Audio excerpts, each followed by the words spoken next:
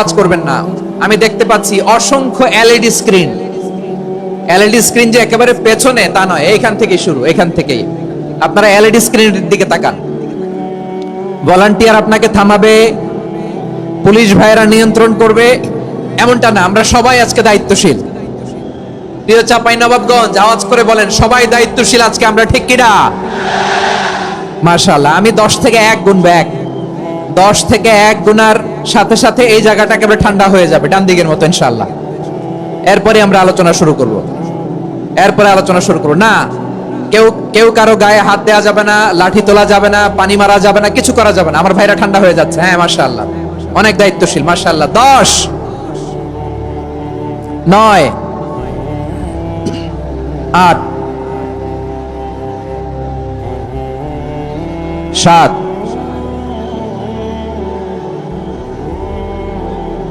6, 5,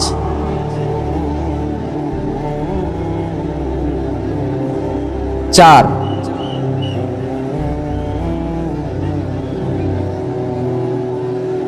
3, 2, 1, 0। মাশাআল্লাহ, ঠিক আছে, অনেকটা নিয়ন্ত্রিত হয়েছে। মুখে কোনো আওয়াজ হবে না, থামুন বসুন বলার দরকার নেই। হাত দিয়ে, স্বেচ্ছাসেবক ভাইদেরকে বলবো, হাত দিয়ে ইশারা দিন, হাত দিয়ে, মুখে কোনো আওয়াজ হবে না। মাশাআল্লাহ। প্রিয় ভাইরা, যেহেতু এটা কোরআনের মজলিস, কোরআনের মাহফিল, কোরআনের মজলিসের একটা আদব আছে, ঠিক কিনা বলেন তো সবাই? আদব আছে। আমরা এই আদব রক্ষা করে চলবো শেষ মুহূর্ত পর্যন্ত। বেশি সময় নিব না, খুব বেশি সময় আমার হাতে নাইও। অল্প কিছু সময় কিছু জরুরি আলাপ আছে আপনাদের সাথে, কিছু কথা বলবো। আপনারা শান্ত হবেন, আর যেন আমার আলোচনায় ঢুকে যাওয়ার পরে আলোচনা থামিয়ে যেন বলা না লাগে শান্ত হন, থামুন, এগুলো যেন বলা না লাগে। মাশাআল্লাহ, এই তো ঠিক আছে। প্রিয় ভাইরা, বলুন তো, আমরা যে আরবি মাস অতিবাহিত করছি, কাটাচ্ছি, মাসটির নাম কি? শাবান। মাশাআল্লাহ, এই তো আপনারা সবাই জানেন। শাবানের পরেই যে মাস আসবে এটার নাম কি? রমাদান। যে আসতেছে, আপনাদের ভাল লাগে? হ্যাঁ, রমাদান নাম শুনলেই মুমিন হৃদয়ে বয়ে যায় প্রশান্তির ফল্গু ধারা, ঠিক কিনা? একটা আনন্দ, একটা উচ্ছ্বাস আমাদের হৃদয়ের মধ্যে চলে আসে। রমাদান সাইয়্যিদুশ শুহুর, 12 মাসের মধ্যে সবচাইতে শ্রেষ্ঠতম মাস রমাদান আল মুবারক আসছে। আত্মশুদ্ধির মাস, আত্মসংশোধনের মাস, শুদ্ধাচারের মাস, নিজেকে আলোকিত করবার মাস, ঠিক কিনা বলেন? এই রমাদানুল মুবারকে আমাদের কি করণীয়, কি বর্জনীয়, what to do and what not to do, এই টপিকসের উপর কিছু কথা আপনাদের সামনে উপস্থাপন করব ইনশাআল্লাহ। ওমা তাওফীকি ইল্লা বিল্লাহ। আমার প্রিয় ভাইয়েরা, আমি আমার খুতবার শুরুতে সূরা বাকারার 185 নম্বর আয়াত তেলাওয়াত করেছি, যেখানে আল্লাহ তাআলা কোন মাসে কোরআন আল কারীমকে, মহাবিশ্বের মহাবিশ্বয় কোরআন আল কারীমকে এই পৃথিবীতে নাজিল করেছেন সেটা আমাদেরকে জানিয়েছেন। আল্লাহ তাআলা ইরশাদ করছেন, শাহরু রমাদানাল্লাযী উনজিলা ফীহিল কুরআনু হুদাল লিন্নাস ওয়া বাইনাতিম মিনাল হুদা ওয়াল ফুরকান। আল্লাহ বলেন, রমাদান এমন একটা মাস যে মাসে কোরআন নাজিল করা হয়েছে। আর এই কোরআন হচ্ছে বিশ্ব মানবের জন্য পথ নির্দেশিকা, হেদায়েতের সুস্পষ্ট বর্ণনা এবং সত্য মিথ্যা পৃথক করার আসমানি মানদণ্ড রূপে জামিনে আমাদের জন্য কোরআন নাজিল করেছে কে? আওয়াজ করে বলেন তো, আল্লাহর নাজিল করা এই কোরআনে কোনো ভুল আছে? সবাই বলেন নাই। সবাই বললে এতটুকু আওয়াজ হয়, আমি বিশ্বাস করি না। গলা ছেড়ে দিয়ে বলেন, আল্লাহর নাজিল করা এই সর্বশেষ আসমানি কিতাব আল কোরআনে কোনো ভুল আছে? সন্দেহ আছে? সংশয় আছে? বিয়ন্ডলেস, বাউন্ডলেস, বটমলেস, এমন কিতাব যেটা পড়ে গবেষণা করে এর তথ্য, উপাত্ত, ইনফরমেশন, লেসন নিয়ে শেষ করা যায় না। সুবহানাল্লাহ। আল্লাহ বলেন, এই কোরআনকে আমি রমাদানে নাজিল করেছি, যেটা বিশ্ব মানবের জন্য পথ নির্দেশিকা। এতে আছে হেদায়েতের সুস্পষ্ট বর্ণনা, আর সত্য মিথ্যা পার্থক্য করার মানদণ্ড, কোনটা সত্য কোনটা মিথ্যা, এটা কোরআন দিয়ে ডিফারেন্সিয়েট করা যায়। কোরআন হচ্ছে Furqan, to differentiate between right and wrong. কোনটা সত্য, কোনটা মিথ্যা, কোনটা ভুল, কোনটা নির্ভুল, এটা কোরআন দিয়ে যাচাই করা যায়। চিল্লায় বলেন ঠিক কিনা? এজন্য এই কোরআন দিয়ে আমাদের জীবন সাজাতে হবে। কোরআন দিয়ে জীবন না সাজালে জীবন আলোকিত হয় না। কোরআন দিয়ে পরিবার না সাজালে পরিবার আলোকিত হয় না। কোরআন দিয়ে সমাজ না সাজালে সমাজটা শান্তিময় হয় না। শুধু দুর্নীতি দমন কমিশন দিয়ে দুর্নীতি বন্ধ করা যায় না।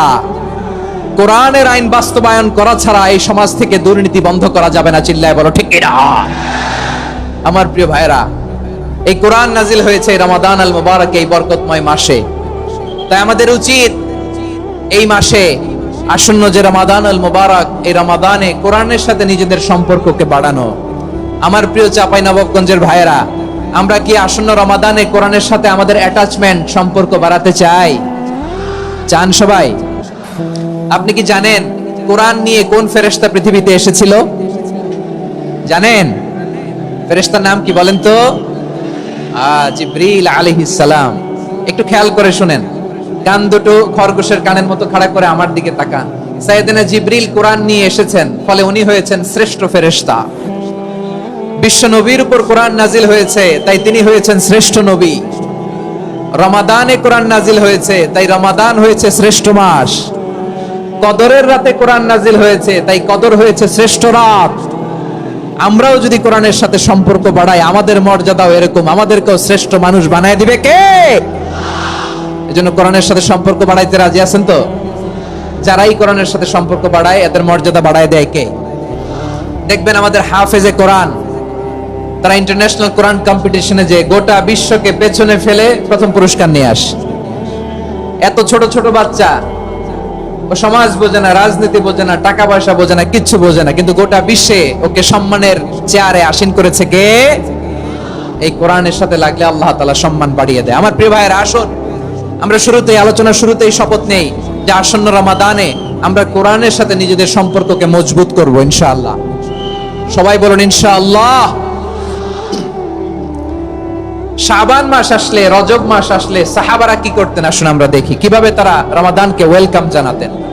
রজব শাবান আসলেই ওনারা রমাদান পর্যন্ত পৌঁছার আকুতি, আগ্রহ আর ফরিয়াদ আল্লাহর কাছে জানাতেন আর বলতেন, ইয়া আল্লাহ, রমজান পর্যন্ত আমাদের হায়াত বাড়িয়ে দাও। আল্লাহুম্মা বাল্লিগনা রমাদান, আল্লাহ তুমি রমজান পর্যন্ত আমাদের পৌঁছে দাও। আল্লাহুম্মা বারিক লানা ফি রজব ওয়া শাবান ওয়া বাল্লিগনা রমাদান, আল্লাহ রজব শাবানে বরকত দাও, আল্লাহ রমজান পর্যন্ত তুমি আমাদেরকে পৌঁছে দাও। আওয়াজ করে পড়েন আমিন।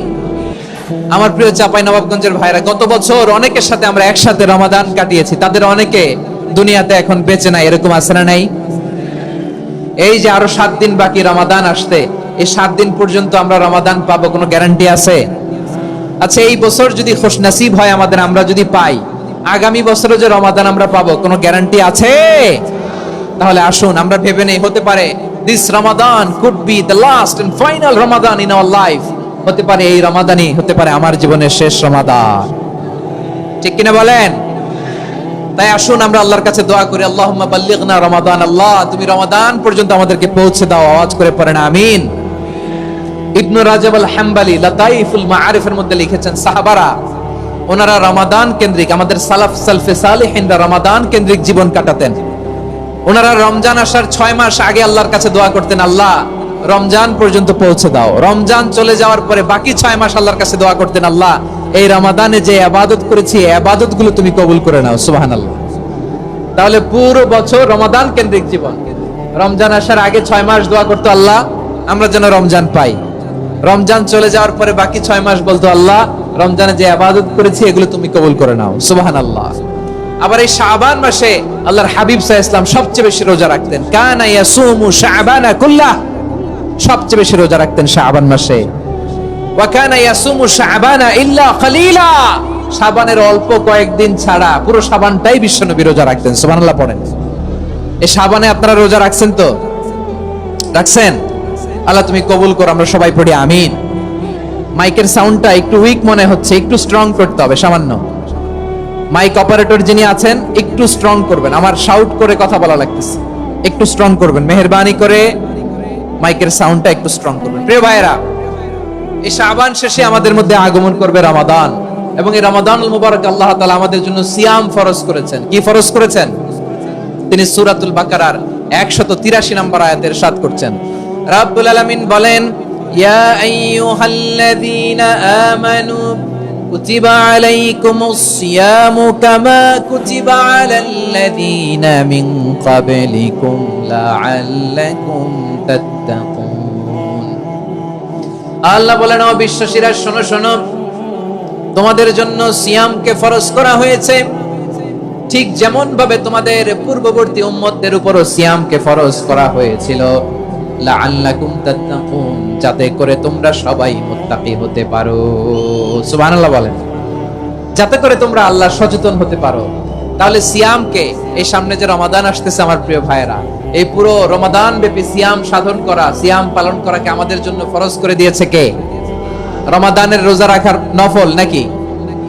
রমাদানে সিয়াম পালন করা কি নফল? সুন্নাত? তাহলে কি ফরজ? আওয়াজ করে বলেন, রমাদানের রোজা রাখা কি ফরজ? এটা শুধু আমাদের উপরই ফরজ না, আমাদের আগে যত জাতিগোষ্ঠী পৃথিবীতে এসেছে সবার উপরে সিয়াম পালনকে ফরজ করেছে কে? সবার উপরে আল্লাহ তাআলা সিয়াম পালনকে ফরজ করেছিলেন। তবে ধরনটা ভিন্ন ছিল, এক এক জাতিগোষ্ঠীর জন্য এক এক ধরনের ছিল। আমাদের জন্য সিয়াম ফরজ টানা 1 মাস 30 দিন বা 29 দিন। কোন কোন উম্মতের উপর 30 দিন না, মাত্র 3টা রোজা ফরজ ছিল। কয়টা? আওয়াজ করে বলেন। আপনাদের কি মনোযোগ আছে না গেছে? মনোযোগ আছে? তাকবীর পড়েন তো, লিল্লাহে তাকবীর। আমাদের 1 মাস সিয়াম ফরজ। পূর্ববর্তী অনেক উম্মতের উপর 1 মাস ছিল না, 3টা ফরজ ছিল। কয়টা? প্রতি মাসের 13, 14, 15 ফরজ ছিল তাদের জন্য। কারো জন্য শুধু একটা, আশুরার রোজা। কোন কোন উম্মতের জন্য 10টা। কোন কোন উম্মতের জন্য রোজা ফরজ ছিল মৌনতার রোজা, আরবিতে বলে সওমুল ইনসাত, মানে সারাদিন খেতে পারবে, পান করতে পারবে, স্ত্রীর সাথে মেলামেশা করতে পারবে, কিন্তু কথা বলতে পারবে না। কথা বললেই তাদের রোজা ভেঙে যেতে। পড়েন সুবহানাল্লাহ। কি অদ্ভুত ব্যাপার! মৌন সম্মতির রোজা। যেমনটি সাইয়্যিদাতুনা মারিয়াম আলাইহিস সালাম বলেছেন, ইন্নী নাযারতু লির-রাহমানি সাওমা ফালান উকাল্লিমাল ইয়াওমা ইনসিয়া। তিনি বলেছেন, আজকে আমি রহমানের জন্য, মানে আল্লাহর জন্য রোজা মানত করেছি, আজকে আমি কারোর সাথে কথা বলতে পারবো না। তো রোজা রাখলে কথা বলতে পারবে না কেন? কারণ ওই শরীয়তে রোজার বিধান ছিল সকাল থেকে সন্ধ্যা খেতে পারবেন, পান করতে পারবেন, কিন্তু কথা বলতে পারবেন না। কথা বললেই রোজা ভেঙে যেত। সুবহানাল্লাহ বলেন। তাহলে সব জাতিগোষ্ঠীর উপরে রোজা ফরজ ছিল, কিন্তু ধরনটা ভিন্ন ছিল। মজার ব্যাপার হচ্ছে, আপনি বর্তমানেও বিভিন্ন ধর্মের দিকে তাকান, বৌদ্ধ ধর্ম, হিন্দু ধর্ম, খ্রিস্ট ধর্ম, তাদের মধ্যে রোজা আছে। ইংরেজরা, খ্রিস্টানরা এটাকে বলে ফাস্টিং। কি বলে? ফাস্টিং। আমাদের হিন্দু ভাইয়েরা বলে উপবাস। তারা কি বলে? উপবাস। আবার এখন আন্দোলনেরও একটা মাধ্যম হয়েছে এটা, না খেয়ে থাকা। এটারে বলে অনশন। এটারে কি বলে? অনশন ধর্মঘট। মানে আমাদের দাবি না মানলে আমরা খাবো না, রোজা রাখলাম। আছে না নাই? তারপরে আধুনিক বিজ্ঞান এটার একটা নাম দিয়েছে, না খেয়ে থাকাকে অটোফেজি। কি বলে? অটোফেজি। জাপানের এক চিকিৎসা বিজ্ঞানী এই অটোফেজির উপর গবেষণা করে সে নোবেল পেয়েছে। সুবহানাল্লাহ পড়বেন না? এজন্য আল্লাহ তাআলা আমাদের জন্য গোটা রমাদানে এই সিয়ামকে ফরজ করে দিয়েছেন। আওয়াজ করে বলেন আল্লাহু আকবার। রাব্বুল আলামিন বলেন, ইয়া আইয়ুহাল্লাযীনা আমানু কুতিবা আলাইকুমুস সিয়াম। সিয়ামকে তোমাদের উপরে ফরজ করা হয়েছে, কামা কুতিবা আলাল্লাযীনা মিন ক্বাবলিকুম, যেমনি তোমাদের পূর্ববর্তীদের উপর রোজা ফরজ করা হয়েছিল, লাআল্লাকুম তাত্তাকুন, যাতে করে তোমরা আল্লাহ সচেতন হতে পারো, যাতে করে তোমরা মুত্তাকি হতে পারো। লাআল্লাকুম তাত্তাকুন, যাতে করে আমরা আল্লাহ সচেতন হতে পারি, আল্লাহ কনসিয়াসনেস আমাদের মধ্যে গ্রো করে। এটা হচ্ছে রোজার prime objective, the prime objective of সিয়াম। অনেকে জিজ্ঞেস করলে অনেকে বলে রোজার মূল উদ্দেশ্য হচ্ছে না খেয়ে থাকা। না। অনেকে বলে গরিবদের কষ্ট অনুধাবন করা রোজার উদ্দেশ্য। না। রোজার উদ্দেশ্য কি, সিয়াম পালনের উদ্দেশ্য কি, এটা আল্লাহ তাআলা স্পষ্ট এই আয়াতের পেছনে বলেছেন যে লাআল্লাকুম তাত্তাকুন, যাতে করে তোমরা আল্লাহ সচেতন হতে পারো, আল্লাহ ভীতি তোমাদের মধ্যে গ্রো করে, গড কনসিয়াসনেস, আল্লাহ কনসিয়াসনেস, আল্লাহ সচেতনতা যেন বাড়ে, দ্য সেন্স অফ অ্যাকাউন্টেবিলিটি, আল্লাহর সুপ্রিম কোর্টের কাঠগড়া এই দুনিয়াতে আমি যাই করলাম তার সবকিছু যে পাই টু পাই হিসাব দিতে হবে, এই sense, to enhance the sense that whatever we do, Allah is watching me. আপনি যাই করেন কেউ দেখে না, কিন্তু দেখে কে? শুরুতেই তো জিজ্ঞেস করেছিলাম যে কেউ যেটা দেখে না সেটা দেখেন কে? কেউ যেটা শোনে না সেটা শোনেন কে? এর নাম হচ্ছে লাআল্লাকুম তাত্তাকুন, যাতে করে তোমরা আল্লাহ সচেতন হতে পারো, আল্লাহ ভীরু হতে পারো। দুনিয়ার কেউ দেখে না, কিন্তু আল্লাহ দেখে। এটাই রোজার মূল শিক্ষা। আমার প্রিয় ভাইরা, আপনি লুকিয়ে লুকিয়ে ঘরের ভেতরে অন্যায় করেছেন, পাপ করেছেন, আপনার বাবা দেখে নাই, মা দেখে নাই, স্ত্রী দেখে নাই, কিন্তু দেখেছে কে? আল্লাহর চোখ ফাঁকি দেয়া যায়? আচ্ছা, বুঝে থাকলে বলেন তো, সিসি ক্যামেরার চোখ ফাঁকি দেয়া যায় কি যায় না? পুলিশের চোখ, র্যাবের চোখ, বিমানবন্দরে কাস্টমস অফিসারের চোখ, কিন্তু আমার আল্লাহর চোখ? সবাই বলেন, আল্লাহর চোখ ফাঁকি দেয়া যায়? এই সেন্সটা নিয়ে আসা নিজের মধ্যে, আমি whatever I do, Allah is watching me, যাই করি আল্লাহ দেখে। লাআল্লাকুম তাত্তাকুন। রমাদানের রোজা, ইফতারি, সিয়াম, ইবাদত সব কিছুর মধ্য দিয়ে আপনাকে খেয়াল করতে হবে যে লাআল্লাকুম তাত্তাকুন এই স্ট্যান্ডার্ড এটা অ্যাচিভ হচ্ছে কিনা আমাদের, যাতে করে তোমরা মুত্তাকি হতে পারো, আল্লাহ ভীরু হতে পারো। তাকওয়া, এটা হচ্ছে the essence of Islam. What is তাকওয়া? তাকওয়া মানে কি? তাকওয়ার সংজ্ঞা অনেকে অনেক ভাবে দিয়েছেন। আমি সরাসরি সাহাবাদের কাছ থেকে একটা সংজ্ঞা আপনাদের শোনাচ্ছি। ওমরে ফারুক রাদিয়াল্লাহু তাআলা আনহু উবাই ইবনে কাব রাদিয়াল্লাহু তাআলা আনহুকে জিজ্ঞেস করেছিলেন, ইয়া উবাই মা হুয়া তাকওয়া? হে উবাই, তাকওয়া কি? তাকওয়া কাকে বলে? উবাই ইবনে কাব তিনি প্রশ্নের উত্তর না দিয়ে উনিও আবার প্রশ্ন ছুড়লেন। তিনি বললেন, ইয়া আমিরাল মুমিনিন, আমা সালাকতা তরিকান যা শাউক? আপনি কি কাঁটাযুক্ত রাস্তা দিয়ে মরুভূমিতে কখনো হেঁটেছেন? যে রাস্তার চারদিকে ক্যাকটাস, কুলমলতার কাঁটা, হেঁটেছেন? উমরে ফারুক বললেন, নাম, হেঁটেছি। বালা, হেঁটেছি। কাইফা আমিলতা, কিভাবে হেঁটেছেন? উমরে ফারুক বললেন, শাম্মারতু ওয়াজতাহাদতু, আমি আমার জামা, জুব্বা আর চাদর আঁটো-শাটো করে গায়ের সাথে এমন ভাবে মিলিয়ে রেখেছি, এমন সাবধানে হেঁটেছি যাতে করে মরুভূমির ক্যাকটাসের গুলমলতার কাঁটা আমার গায়ে বিঁধে না যায়।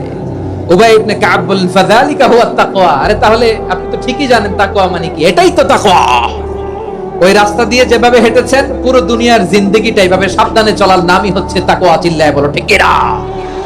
এই দুনিয়াতে পাপ পঙ্কিলতা থাকবে, শয়তানির হাতছানি থাকবে, অপরাধ প্রবণতা থাকবে, নফসের খায়েশ থাকবে, অন্যায়ের হাতছানি থাকবে।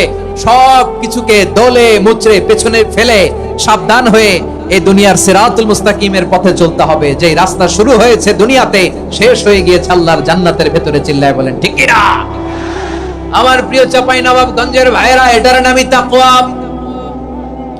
উবাই ইবনে কাব বললেন, ও আমিরুল মুমিনিন, ওই কাঁটাযুক্ত গুলমলতার রাস্তার মধ্যে ঠিক যেমনি সাবধান হয়ে আপনি হেঁটেছেন, এই দুনিয়ার বুকে ওই সাবধান হয়ে চলার নাম হলো তাকওয়া। সুবহানাল্লাহ। তাহলে তাকওয়া কারে বলে? আমার চাপাই নবাবগঞ্জের কলিজার টুকরা ভাইরা, বুঝতে পারছেন আপনারা? হ্যাঁ, তাকওয়ার শুধু দুইটা নমুনা আপনাদের সামনে পেশ করব, আপনাদের ক্লিয়ার হয়ে যাবে। একটা নমুনা তো দিলাম, আরেকটা নমুনা, সেটাও ওমরে ফারুক রাদিয়াল্লাহু তাআলা আনহুর জীবনী থেকে। উনি ছিলেন ন্যায়পরায়ণ শাসক। রাত্রিবেলা প্রজাদের কি হাল হাকিকত, কি অবস্থা, ঘুরে ঘুরে প্যাট্রোলিং করতেন পুলিশের মতো। তো সারা রাত প্যাট্রোলিং করে সারা রাত তিনি ঘুরেছেন কার কি অবস্থা দেখে। শেষ রাতে তিনি ফিরে আসতেছেন। তিনি থাকতেন, সহিহ বুখারীতে এসেছে, কানা ইয়াসকুনু ফি আওয়ালিল মদিনা, মদিনার উঁচু এলাকায় থাকতেন। তো ফিরে আসার সময় উনি একটা প্রাচীর বেষ্টিত ঘরের পাশে দুইজন নারীর কথোপকথন শুনতে পেলেন। কয়জন নারী? দেখি আপনাদের মনোযোগ আছে কিনা, বলেন কয়জন নারী? একজন বৃদ্ধা, একজন যুবতী। উনি কান লাগিয়ে শুনতে পাচ্ছেন। বৃদ্ধা মা, ওমর ফারুক কাউকে দেখতে পাচ্ছেন না, শুনতে পাচ্ছেন। বৃদ্ধা মা তার যুবতী মেয়েকে বলে, এই তাড়াতাড়ি ওটের দুধ দহন করে ওটের দুধের সাথে পানি মিশাও, তাইলে কালকে বাজারে মদিনায় বেশি দামে বিক্রি করা যাবে, লাভ হবে অনেক। বৃদ্ধা মহিলা এটা বললেন। যুবতী মেয়ে উত্তরে বলে, মা আপনি জানেন না আমিরুল মুমিনিন খলিফাতুল মুসলিমিন ওমর ফারুক দুধে পানি মিশানোকে দণ্ডনীয় অপরাধ বলে ঘোষণা দিয়েছে, জানেন না? এবার বৃদ্ধা মহিলা বলে, আরে পাগলি, এই ভোর রাতে আমিরুল মুমিনিন ওমর ফারুক আসবে কোত্থেকে? উনি আসবে কোত্থেকে? ওনার পাইক পেয়াদা সিকিউরিটি আসবে কোত্থেকে? কেউ দেখবে না। আরে কেউ দেখবে না, তাড়াতাড়ি দুধের সাথে পানি মেশাও। এই কথা যখন মা বলেছে, যুবতী মেয়েটা চমৎকার একটা উত্তর দিয়েছে। তিনি বলেছিলেন, ইয়া উম্মি, ও আমার মা, লাউলা রাআ উমর লা রাআ রাব্বু উমর, ও আমার প্রিয়তমা মা, আপনি ঠিকই বলেছেন, গভীর রাতে ওটের দুধে পানি মিশালে ওমর দেখবে না, কিন্তু মা খেয়াল রাখবেন, ওমর যদি নাও দেখে, ওমরের রব কিন্তু দেখে। চিল্লায় বলেন ঠিক কিনা? দিস ইজ কল্ড তাকওয়া।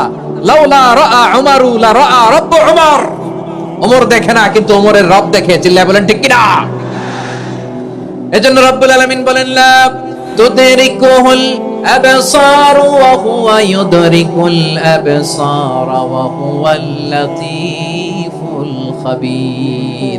তিনি এমন সত্তা, দুনিয়ার কোন চোখ তাকে দেখে না, কিন্তু দুনিয়ার সবগুলো চোখকে, সব মানুষের অ্যাক্টিভিটিস কে, আরশের উপর থেকে সবকিছু মুহূর্তে মুহূর্তে দেখতে পান কে?